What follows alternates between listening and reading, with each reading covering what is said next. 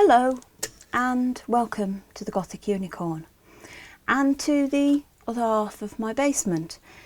Now this is where, if everything goes to plan, Santa will have his grotto. I say if everything goes to plan because at the moment I'm not feeling the Christmas love. I'm not feeling the joy of the season either in miniature or in real life. Now I'm going to be honest and say that the past few months have been really difficult. I know that I had a lot of support when I'd had some people that were being rather unkind, and I'm really grateful for it. However, since that time, making the videos has been really difficult. Not only did I have that, but a couple of months ago I lost my father, and everything's been really difficult since. I've been trying to do the videos, but it's very difficult to motivate myself to stick to a schedule. I kind of just want to sort of mosey along at my own slow pace, doing random bits, and to be fair, random bits don't exactly work very well when it comes to videos. However, I'm going to try and do my best to do something of my Christmas display, my Creepmas display rather, and I just hope that you will bear with me because videos may not be every week in December. I'm going to try my best, but I'm not promising anything.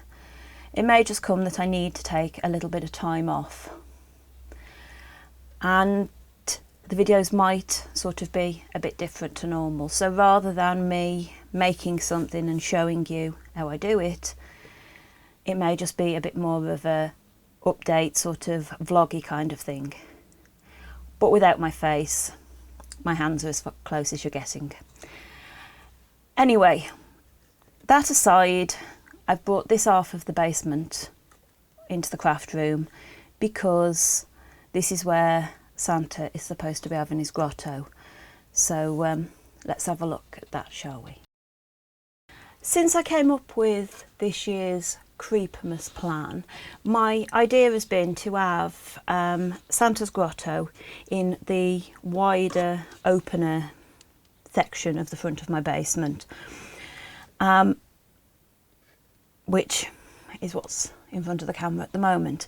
Now, if I bring this down, you can see that I've got a nice area here.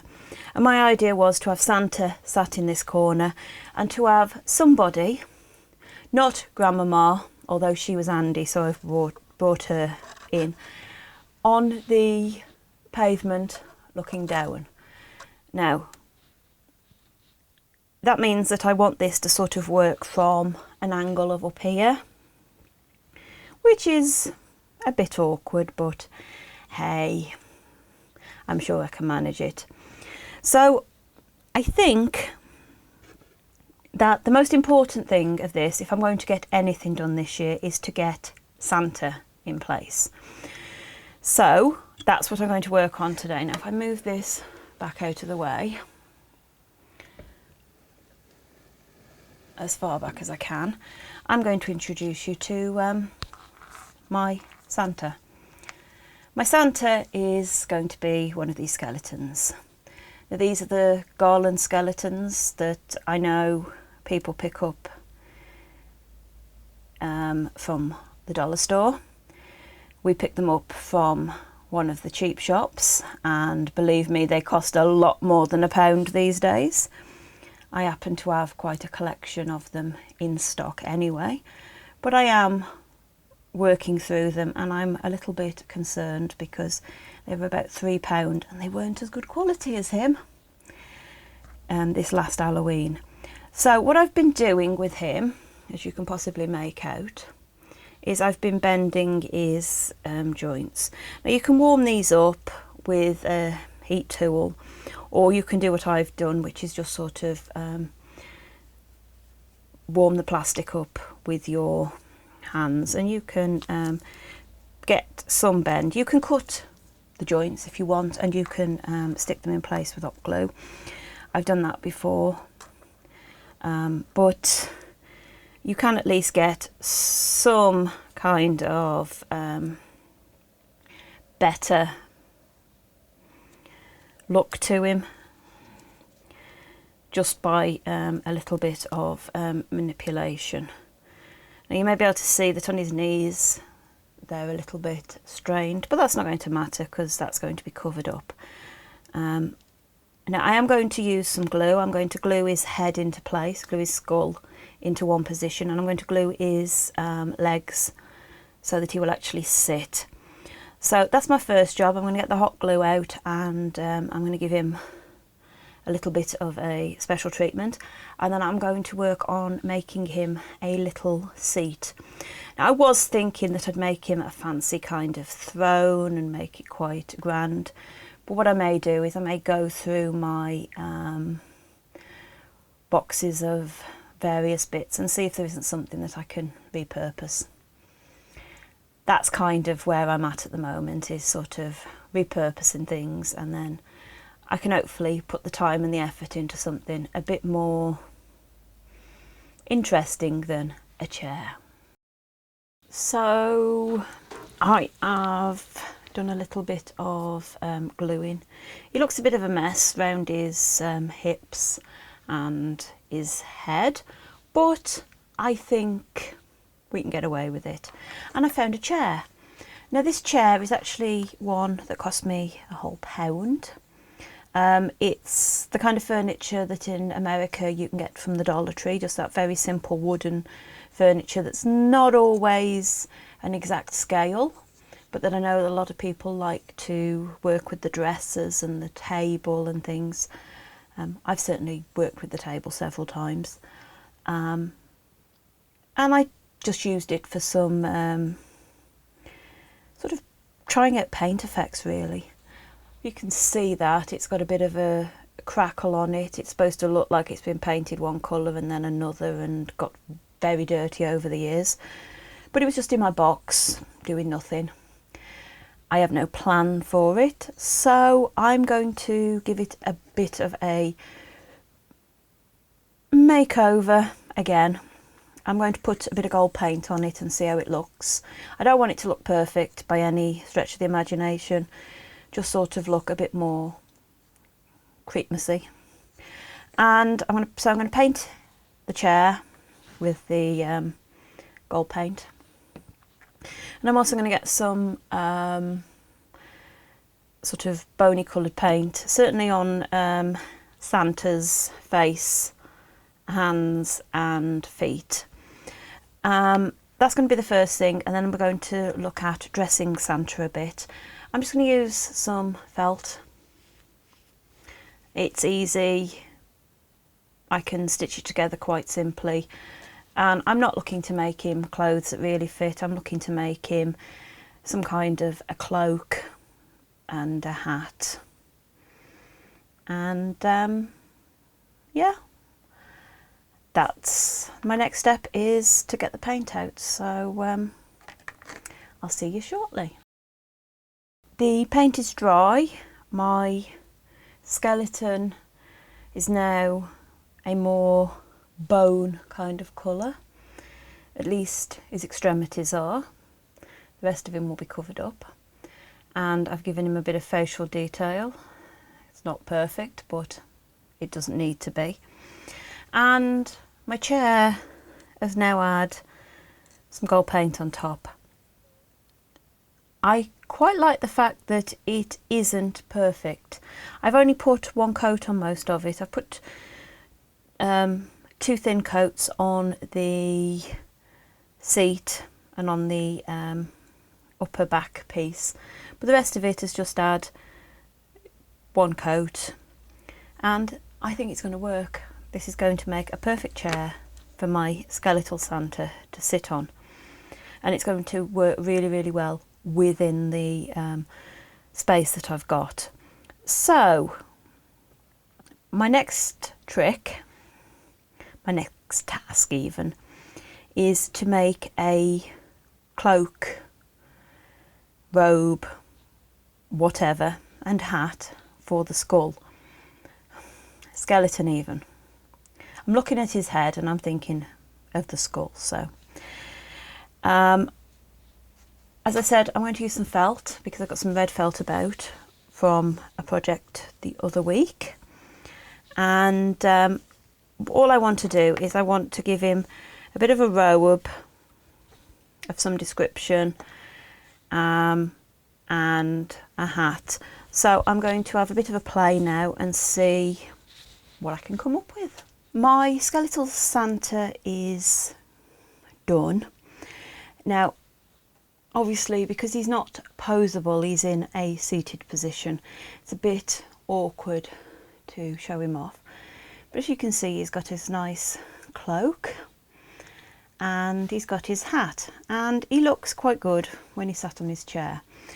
Now I actually made all this sort of guessing, but what I actually did was I started with some paper towel, some kitchen towel, and I folded it so that I got the corner, and I put him against it and made it a bit longer, and I did a kind of rough pattern. This is the basis for the underlayer. This piece, the underlayer, actually doesn't have any sleeves. If you can see all his arms, but to make it easier for me to make, this is how I've done it. So I did that and I stitched it onto him. It's sewn, it's not glued because this is felt, and felt is a nightmare to glue. So I sewed that on, I stitched it up, and I put a little button so that you've got the black button showing just underneath the cape part. Now the cape part, this is a very traditional sort of style. You could have multiple capes, but I've just gone for one, which has just covered up the top of his arms, which I hadn't painted for the most part. It covers him up. And again, it is just stuck onto him and stitched on. Now the white trimming is pipe cleaner. It's the chenille stick pipe cleaners, and I've literally stitched that on. I stitched the piece on the bottom when it was on him, and I stitched this one on before I actually attached it to him. Now his hat, which is removable, is basically a cone. It's not stitched up very well, as you can see, but I don't really care. That's not going to be that visible. And then it's stitched over with a little pom-pom on the end and more of the chenille sticks around there. And all I did was I just used a scrap of the felt that I got left, measured it that went round his head, and then made it a nice tall sort of a hat. And that actually fits really, really well on his head. It's a bit big, but this is supposed to be a grotto. It's not supposed to be the best looking Santa in the world. Now, Santa does need a beard, but I need to find my felting wool I've got, because for reasons that I'm not going to go into, his beard has got to be brown, not white. I know Santa's beard is traditionally white, but there's reasoning that means something to me as to why it will be a fake brown beard, and quite obviously a fake beard. So I'm going to do that, but I'm also going to work on a background for Santa. And I'm just going to reposition everything and I'll show you what I've got in mind. So I have put Santa in his corner. This is where he's going to go. And what I want to do is I want to put a bit of background around the walls. And I'm going to do that, I think, by using some food packaging board to make a basis, and then putting some paper on it that I can colour with the watercolour pencils again. That's what I think I'm going to do. I'm going to have a look now at the measurements and try and create something. So here is my background. I didn't know what I was doing. I prepared the piece that fits around the corner, and then I was left with a blank sheet, and I was like, so I've gone for something that I think resembles one of those kind of tacky backgrounds you do sometimes get at this time of year. Fireplace, Christmas tree, and a bit of wallpaper. I did the wallpaper with, I found some tiny snowflake stamps. I stamped them on with some waterproof ink, and then I've gone over it with the watercolour crayons. It's not brilliant, but it'll do. The fireplace I may add some light to when I put the actual lights in. I may put a light down there with a bit of cellophane over it so that it looks a bit better. And in an ideal world, I'd like to stick some kind of decorations onto the tree, but I want them to actually be three-dimensional, and I'd like them to be in keeping with my theme. So at the moment I don't have anything for that, but I think I can make it work one way or another. So this is now going to go into the corner, and I'm going to have a look at what it looks like with Santa in front of it. And this is what it looks like. As you can see, Santa sort of looks about right, and if I turn it a bit you can see the tree. And this is sort of more the look that anybody looking from up here would have. Well, actually it's probably more like that, isn't it? We'll look over the railings. I think it'll work. It's not the best, but it means that Santa's grotty grotto has come along immensely, and I'm really pleased with that. Now I need to complete a few of my decorations that are going to go down here, and then I will at least be happy that I've got some kind of grotto. I'm actually thinking that what I'm going to do is make sure that I've got the grotto, I've got the entrance done, and then if I do more, it's a bonus. If not, I've at least got the basics of my scheme, and I can always build upon it next year because, well, that's what you can do with the miniatures, isn't it? I've just flicked back to the overhead view so that you can see how I've actually fitted this. It is in effect spring loaded. I have just put it so that it bends, and it's pinned in place by the post here and the edge of the window there. I could have actually scored it into the corner and been a bit more exact with it, but I think that this actually looks more like sort of scenery, and that's what I'm going for. I'm going for that scenery look.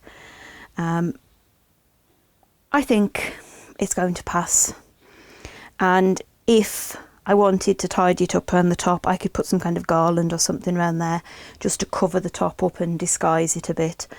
But that's one of those things that if it happens, it happens. If it doesn't, it doesn't. So here is my skeletal Santa. He'll get his beard at some point when I find the appropriate materials. But all in all, I'm pleased with what I've achieved.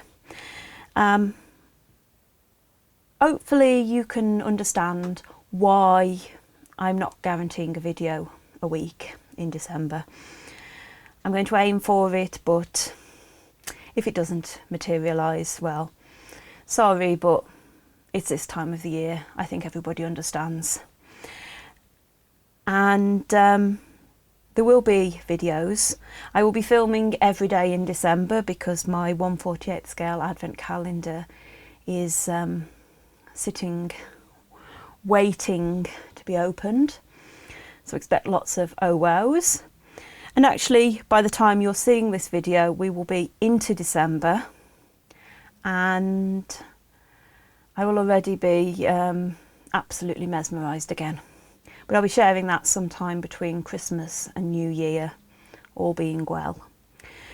I hope you've enjoyed this video, and if you have, please like, comment and subscribe. And until next time, bye!